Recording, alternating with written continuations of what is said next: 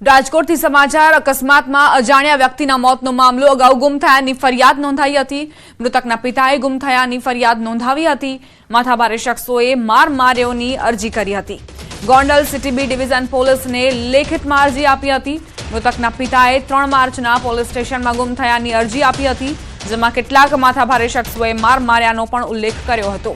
બાદમાં 4 માર્ચના રોજ રાજકોટના તરઘડિયા બ્રિજ પર અકસ્માતમાં મોત નીપજ્યું હતું। 4 દિવસ બાદ લાશની ઓળખ થઈ અને સામે આવ્યું કે રાજકુમાર જાટનું મોત નીપજ્યું હતું। તેના જ પિતાએ અગાઉ ગુમ થયાની અને માર માર્યાની અરજી કરી હતી।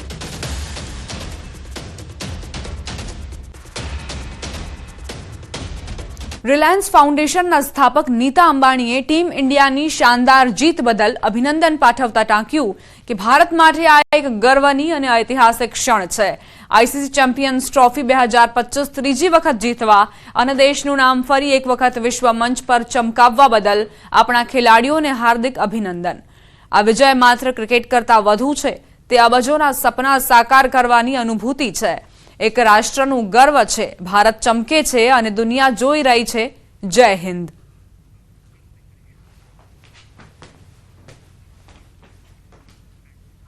આ સાથે જ બુલેટિનમાં અત્યારે બસ આટલું જ। વધુ અપડેટ્સ માટે આપ જોતા રહો News 18 ગુજરાતી।